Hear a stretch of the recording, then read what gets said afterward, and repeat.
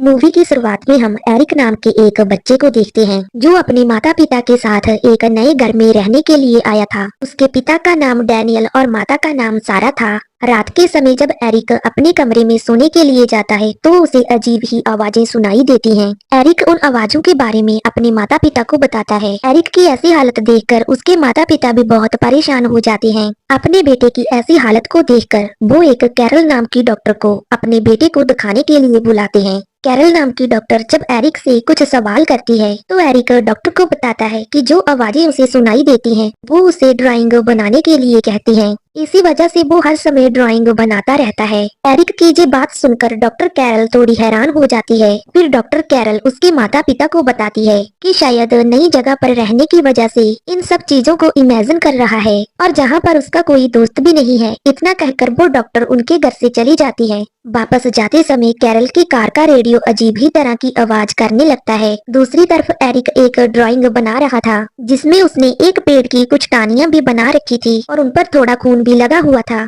फिर दूसरे सीन में हम डॉक्टर कैरल को फिर से देखते हैं जिसके कान के अंदर एक मक्खी घुस जाती है। कान के अंदर मक्खी जाते ही कैरल डॉक्टर अपना होश खो बैठती है और उसकी कार कंट्रोल से बाहर हो जाती है। उस डॉक्टर को देखकर ऐसा लग रहा था जैसे उसे किसी ने अपने बस में कर लिया हो और फिर उसकी कार का एक पेड़ से टकराकर एक्सीडेंट हो जाता है। पेड़ की एक टहनी उसके मुंह के आर पार हो जाती है। ये दृश्य एरिक की ड्राइंग की तरह ही लग रहा था और उस डॉक्टर की वहीं पर ही मौत हो जाती है। फिर अगले सीन में हम डैनियल को देखते हैं जो अपने घर में मौजूद काफी सारी मक्खियों से बहुत परेशान हो चुका था। उन मक्खियों से छुटकारा पाने के लिए वो उन पर स्प्रे करने लगता है। तभी एरिक वॉकी टॉकी से कॉल करके अपने पिता को बताता है कि उसकी बॉल पूल में गिर गई है। तब डैनियल वहाँ पर पहुँचकर पूल से उसकी बॉल को निकाल कर उसे दे देता है और वो एरिक से कहता है कि तुम इस पूल के आसपास मत खेलो, तुम्हें इस पूल से दूर ही रहना चाहिए। फिर कुछ देर बाद एरिक नहाने के लिए चला जाता है। नहाते समय एरिक को अपने बाथरूम के वॉकी टॉकी से आवाज आती है कि उसके पिता उससे बहुत नफरत करते हैं,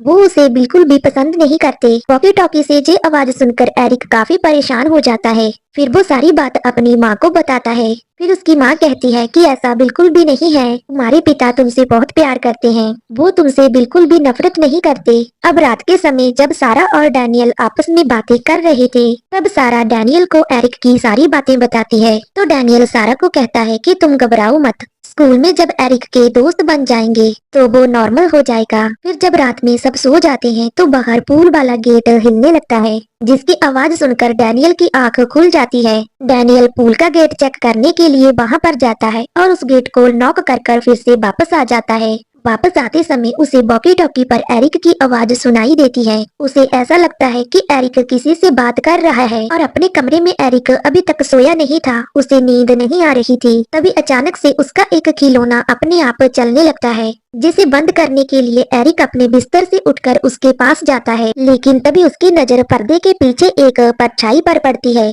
जिस परछाई को देखकर वो काफी ज्यादा डर जाता है और डर के मारे खुद को एक कपड़े से कवर कर लेता है। लेकिन वो साया कपड़े के अंदर से उसका मुंह बंद करने लगता है और तभी वहाँ पर डैनियल आ जाता है और एरिक को उस साये से बचा लेता है। उसी दौरान डैनियल की गलती से उनका फोटो फ्रेम टूट जाता है जिसकी वजह से उसके हाथ पर चोट लग जाती है। फिर अगले दिन सारा एरिक को स्कूल से वापस लाने के समय बहुत गुस्से में थी। वो डैनियल को बताती है कि एरिक स्कूल में छुप गया था और उसने प्रिंसिपल के हाथ पर भी काट लिया और इसी वजह से उसे स्कूल से निकाल दिया गया है। ये बात सुनकर डैनियल काफी हैरान हो जाता है। तभी एरिक अपने माता पिता को बताता है कि डॉक्टर कैरल मर चुकी है और डॉक्टर की मौत के बारे में उसे उन आवाजों ने बताया है जो उसे सुनाई देती हैं। लेकिन एरिक की बात पर डैनियल और सारा यकीन नहीं करते। फिर डैनियल को एक फोन आता है जिससे उसको पता चलता है कि एरिक सच कह रहा था। डैनियल और सारा को लगता है कि एरिक को किसी ने स्कूल में बताया होगा कि डॉक्टर कैरल मर चुकी है और फिर रात के समय एरिक फिर से ड्राइंग बनाने लगता है। वो ड्राइंग उन्हें उस आवाजों ने बनाने के लिए कहा था। फिर रात के समय फिर से पूल का गेट हिलने लगता है जिसे बंद करने के लिए डैनियल फिर से उस गेट के पास जाता है, लेकिन तभी डैनियल को कोई आवाज सुनाई देती है और उस आवाज को सुनकर उसे लगता है कि उनके घर में कोई चोर घुस आया है और वो उस चोर को भगाने के लिए गन उठा लेता है और तभी उसे बाहर पर पूल के पास एरिक के कपड़े दिखाई देते हैं, जिन्हें देखकर वो पूल के पास जाता है और एरिक को आवाज लगाता है। डैनियल की आवाज सुनकर सारा की भी नींद टूट जाती है और वो एरिक को देखने के लिए उसके रूम में चली जाती है, लेकिन सारा को एरिक रूम में नहीं मिलता। दूसरी तरफ डैनियल को एरिक पूल के ऊपर तैरता हुआ दिखाई देता है। डैनियल जल्दी से एरिक को पूल से बाहर निकालता है, लेकिन तब तक एरिक की मौत हो चुकी थी। सारा और डैनियल एरिक की मौत से बहुत दुखी थे और उन्हें बिल्कुल भी समझ में नहीं आ रहा था कि अचानक एरिक की मौत कैसे हो गई। फिर सारा फैसला कर लेती है कि वो कुछ दिनों के लिए अपनी माँ के घर चली जाएगी। सारा डैनियल को भी अपने साथ चलने के लिए कहती है, लेकिन डैनियल मना कर देता है और वो कहता है कि हमारे घर की मरम्मत हो रही है, इसीलिए मैं यहीं रुकना चाहता हूँ। फिर सारा अपनी मॉम के घर जाने के लिए गाड़ी लेकर निकल जाती है। सारा के जाने के बाद डैनियल घर पर अकेला होता है। उस समय वो टीवी पर तब की वीडियो देखने लगता है जब वो इस घर में पहली बार आई थी। उस वीडियो को देखकर वो काफी ज्यादा इमोशनल हो जाता है और उसे सारा और एरिक की याद आने लगती है। जिसके बाद डैनियल सारा को एक वॉइस मैसेज करता है और उससे अपने व्यवहार के लिए माफी मांगने लगता है। उस समय डैनियल को एक अजीब सी आवाज सुनाई देती है। वो टीवी बंद कर बाहर जाने लगता है, लेकिन टीवी फिर से चालू हो जाता है। डैनियल टीवी को फिर से बंद कर देता है। फिर अगले दिन हम सारा को देखते हैं, जो डैनियल का मैसेज सुनने के बाद उसे कॉल करती है, जो उसे कहती है कि तुम्हारे वॉइस मैसेज में काफी अजीब सी आवाज आ रही थी। फिर जब डैनियल सारा से बात करने के बाद कॉल कट करता है, तो वो अपना वॉइस मैसेज चेक करता है और उसे पता चलता है कि उसके वॉइस मैसेज के आखिर में एरिक की आवाज भी है। एरिक की आवाज को सुनकर वो बहुत हैरान हो जाता है, लेकिन डैनियल को यकीन नहीं हो रहा था कि उसके मैसेज में एरिक की आवाज भी है और वो इसी वजह से लैपटॉप की मदद से इस मैसेज को क्लियर कर सुनता है। तब उसे साफ साफ एरिक की आवाज सुनाई देती है, जो कि उससे मदद मांग रहा था। एरिक की आवाज सुनने के बाद भी डैनियल को यकीन नहीं हो रहा था। जिसके बाद डैनियल टीवी पर एक इलेक्ट्रॉनिक वॉइस एक्सपर्ट का इंटरव्यू देखने लगता है और फिर वो उससे मिलने के लिए एक लाइब्रेरी में जाता है। उस एक्सपर्ट से मिलकर डैनियल उसे बताता है कि उसे एक वॉइस मैसेज में अपनी बेटी की आवाज सुनाई दी है, जिसकी मौत कुछ दिन पहले ही हो चुकी है।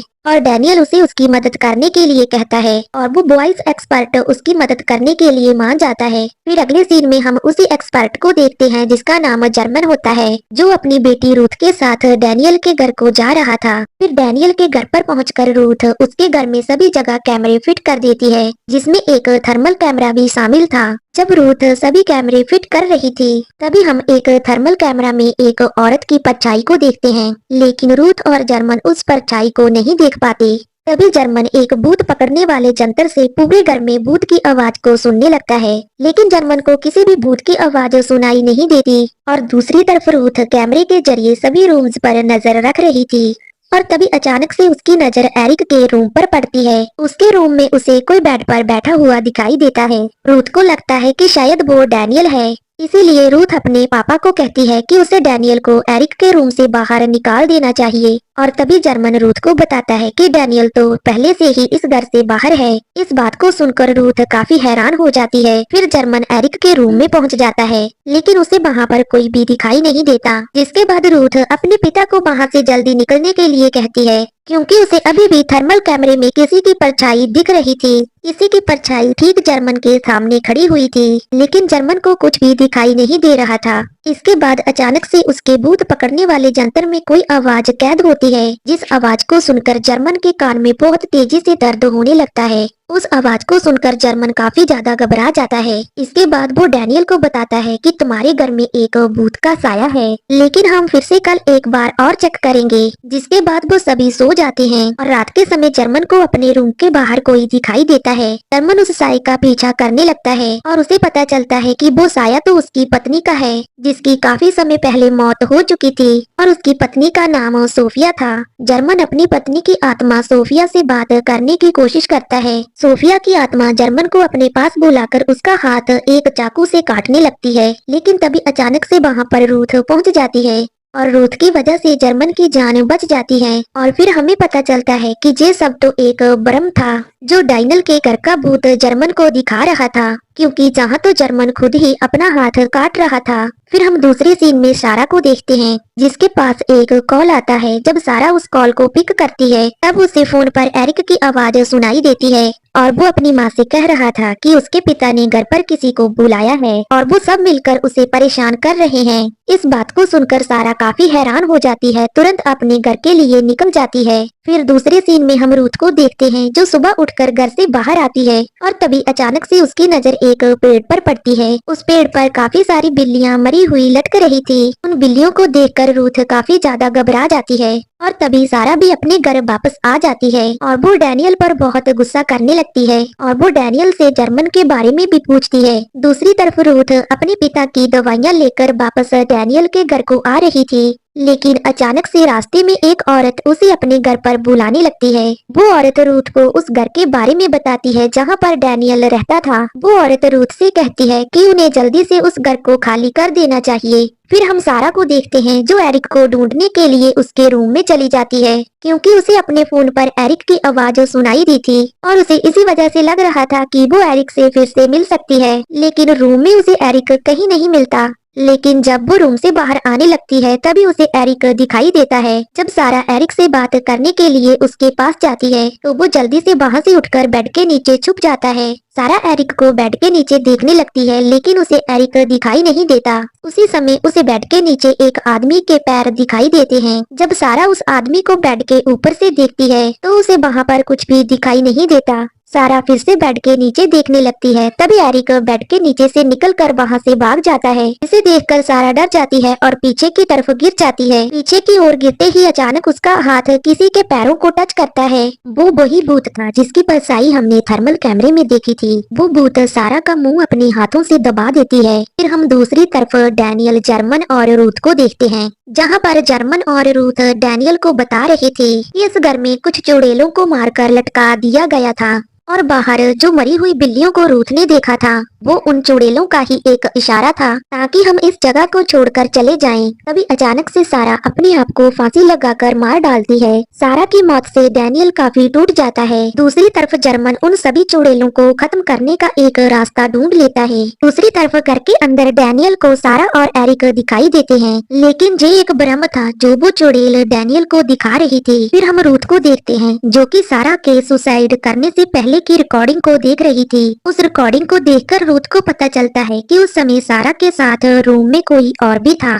फिर डैनियल एरिक के रूम में गोलियां चलाने लगता है, जिनकी आवाज सुनकर जर्मन और रूथ जल्दी से एरिक के रूम में पहुंचते हैं। फिर वो दोनों डैनियल को शांत करते हैं। फिर जर्मन चुड़ैल के एक टॉर्चर रूम के बारे में डैनियल को बताता है और वो डैनियल से कहता है कि उन्हें इस रूम को जल्द से जल्द ढूंढना होगा। फिर डैनियल को वो रूम याद आता है जिसमें काफी सारी मक्खियां थी। फिर वो उस दीवार को तोड़ने लगता है। दीवार के टूटते ही उसे एक खुफिया तहखाना दिखाई देता है, जहाँ पर उन्हें उस चुड़ैल की बॉडी मिलती है। जर्मन जब उस चुड़ैल की बॉडी को टच करता है, तो उसे काफी सारे भ्रम होने लगते हैं और उसे पता चलता है कि इस चुड़ैल को बहुत ज्यादा टॉर्चर किया गया था। फिर वो सभी मिलकर उस चुड़ैल की बॉडी को जलाने की कोशिश करते हैं ताकि वो उस चुड़ैल का खात्मा कर सके। जर्मन कैरोसिन लेकर उस चुड़ैल की बॉडी के पास जाता है और वो अपनी बेटी रूथ से कहता है कि वो उसके साथ ना आए, और उसी दौरान उसकी टॉर्च खराब हो जाती है और उसे कुछ भी दिखाई नहीं देता। तभी वो चुड़ैल उसके सामने आकर उस पर हमला कर देती है और जर्मन चुड़ैल से बचने के लिए जोर जोर से चिल्ला रहा था। रूथ अपने पिता की आवाज को सुनकर उसे आवाज लगाने लगती है, लेकिन उसका पिता उसे कोई भी जवाब नहीं देता। फिर तभी रूथ अपनी माँ की आत्मा को देखती है, जो कि उसे अपने पास बुला रही थी, लेकिन रूथ अपनी मॉम की आत्मा के पास जाने से मना कर देती है, क्योंकि वो जानती थी कि ये सब उस चुड़ैल का ही एक जाल है और वो चुड़ैल उसे अपने जाल में फंसाना चाहती थी। फिर थोड़ी देर के बाद रूथ की मॉम का साया वहाँ से गायब हो जाता है और वो चुड़ैल रूथ के पास आने लगती है। दूसरी तरफ डैनियल कैरोसिन ढूंढ रहा था और तभी उसे वहाँ पर एरिक और सारा दिखाई देते हैं, जो डैनियल को अपने साथ चलने के लिए कह रहे थे। फिर डैनियल सारा और एरिक को अपने गले लगा लेता है। ये भी एक उस चुड़ैल का भ्रम ही था और डैनियल उसके भ्रम में फंस जाता है और फिर वो अपने आप पर ही कैरोसिन डालकर खुद को ही मारने लगता है। दूसरी तरफ जर्मन उस चुड़ैल की बॉडी के पास पहुंच जाता है और उस पर केरोसिन डालने लगता है। लेकिन तभी वहाँ पर रूथ आ जाती है और जर्मन पर हमला कर देती है, क्योंकि रूथ को उस चुड़ैल ने अपने बस में कर रखा था। लेकिन रूथ से बचते हुए जर्मन जल्दी से उस चुड़ैल की बॉडी पर शूट कर देता है, जिससे चुड़ैल की बॉडी पर आग लग जाती है। उस चुड़ैल की बॉडी के जलते ही रूथ और डैनियल दोनों फिर से नॉर्मल हो जाते हैं और सब कुछ पहले की तरह ठीक हो जाता है। फिर अगले सीन में डैनियल एरिक के रूम में उन सभी ड्रैंक्स को देख रहा था जो एरिक बनाया करता था। उन ड्रैंक्स को देखकर उसे पता चलता है कि जो भी ड्रैंक्स उसने बनाई थी उसी तरह सब लोग मारे गए थे। और तभी उसे खुद की ड्राइंग दिखाई देती है और उसे पता चलता है कि एरिक की मौत उसी की वजह से हुई थी, क्योंकि उस चुड़ैल ने उसे अपने बस में कर लिया था और उसने अपने हाथों से एरिक को पूल में फेंक दिया था और उसकी मौत हो गई थी। और इसी पछतावे में डैनियल खुद की जान ले लेता है। जब डैनियल खुद को मार रहा था तब हम पूल के पास उसी चुड़ैल को खड़ा हुआ देखते हैं। इसका मतलब तो यही था कि वो चुड़ैल अभी भी जिंदा है और डैनियल को उसने फिर अपने बस में कर लिया है और इसी वजह से डैनियल खुद को ही मार रहा है। फिर दूसरी सीन में हम जर्मन और रूथ को हॉस्पिटल में देखते हैं, जिन्हें लग रहा था कि उन्होंने उस चुड़ैल को खत्म कर दिया है और वो चुड़ैल से बच गए हैं, लेकिन वो चुड़ैल तो अभी भी जिंदा थी। इसी सस्पेंस के साथ ये मूवी यहीं पर खत्म हो जाती है।